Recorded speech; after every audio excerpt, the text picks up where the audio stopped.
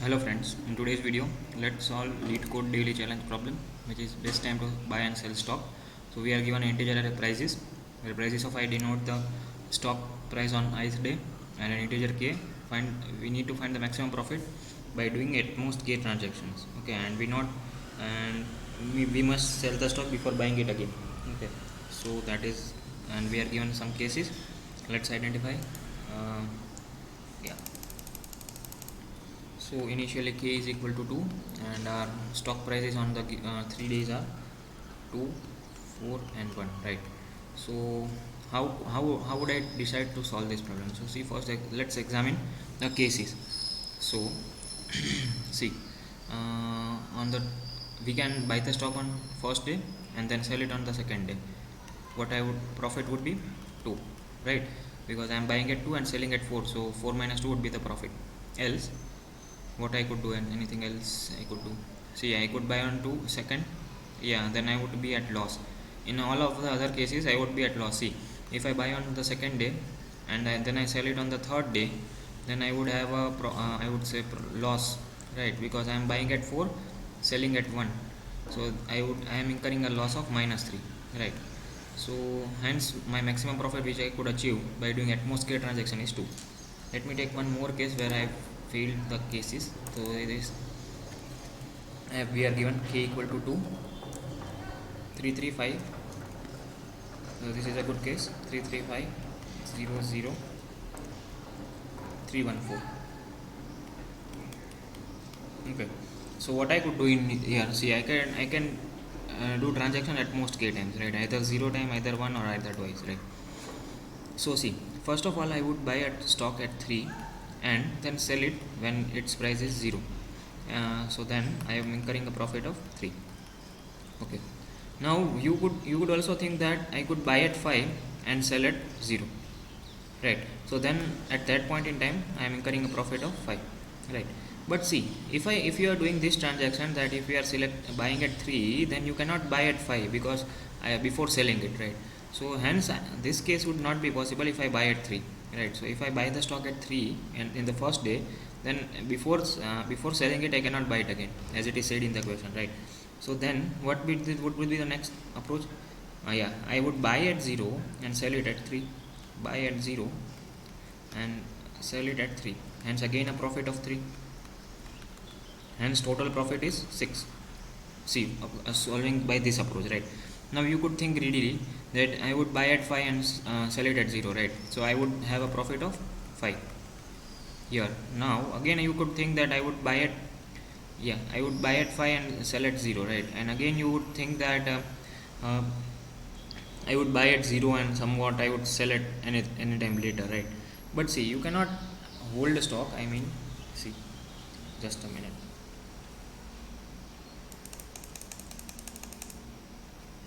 See, you cannot sell a stock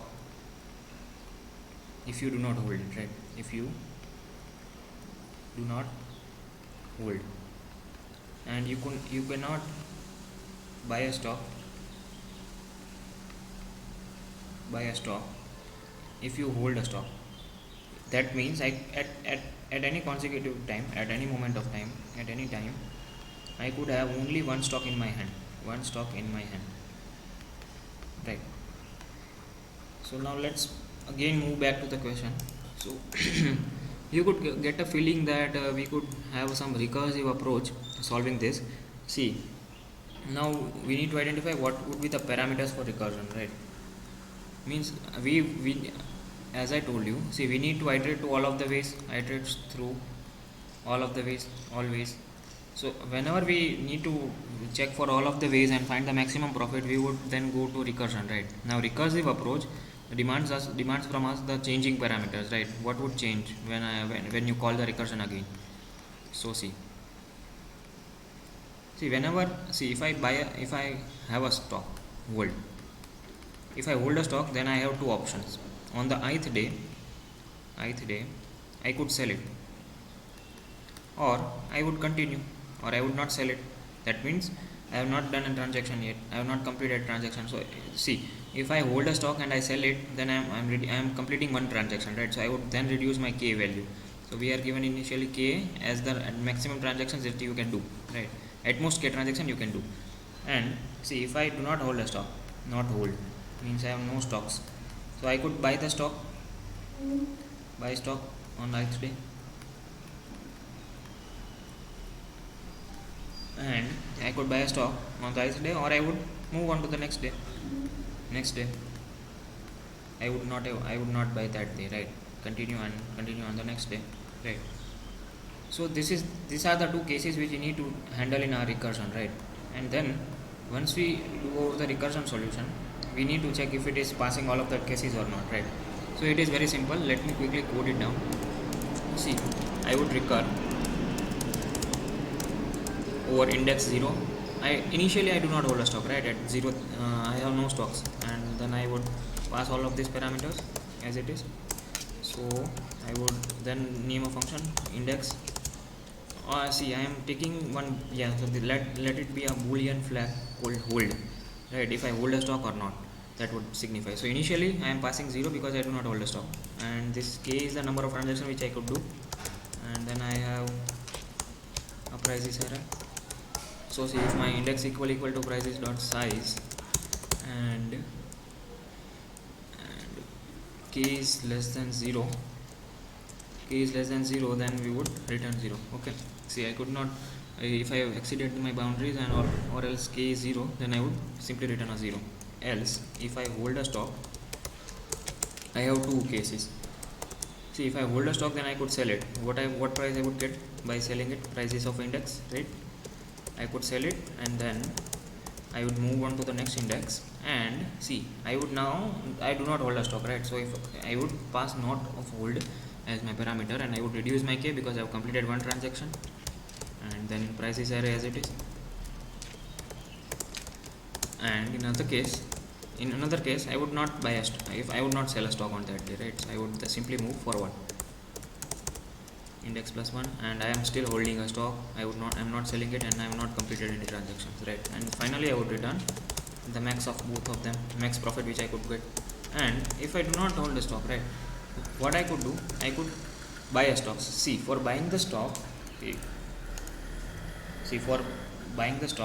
to buy the stock, you need to spend some money. Spend money from your account, or I would say spend money from your wallet, right? So that means that I am decreasing my prices, means I am paying prices. So what I would do, see, if I want to buy it, then I would have to pay prices of index. So I am adding minus prices of index, and then I would recur over the remaining part, right? Recur over. And so yeah, if initially I was not holding a stock, now I hold a stock, so I would pass note of hold. See, initially for this case hold is 0, right? Now I have bought the stock, and hence I would pass note of hold. And see, I have not completed a transaction. I would complete a transaction only when I sell a stock, right? So yeah, and otherwise I'm not buying on that day also. I decided not to buy. Then I would pass as it is the parameters. I would not change anything, and finally I would return max of both of the cases. Let me try to check on sample cases. Okay, we are getting some runtime error. Let's see how. Okay, 0, index is 0, flag is 0. Let me see it how we are getting runtime error. Where is the case? K is or, yeah. See, we need to do it or. I did it, and if either of the conditions are false, then we would return a 0. Yeah, we are getting samples correct. Let me try to submit it.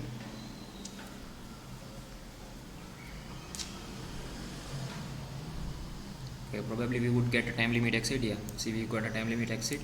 Why is this? See, because this is a simply recursive call. Okay, now we need, see, we are able to see that there are changing parameters like index, hold, and k.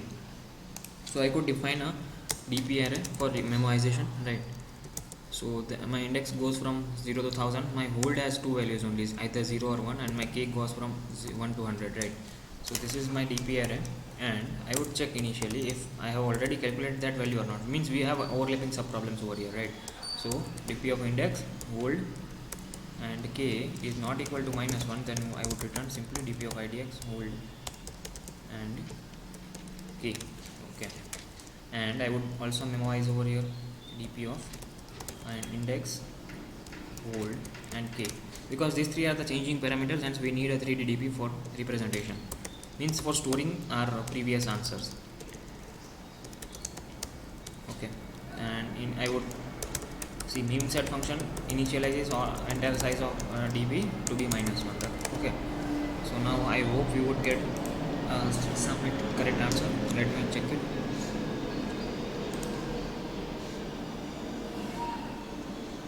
Yeah, we are getting correct answer, and runtime is also good. So do not forget to subscribe the channel and like the content. Thank you.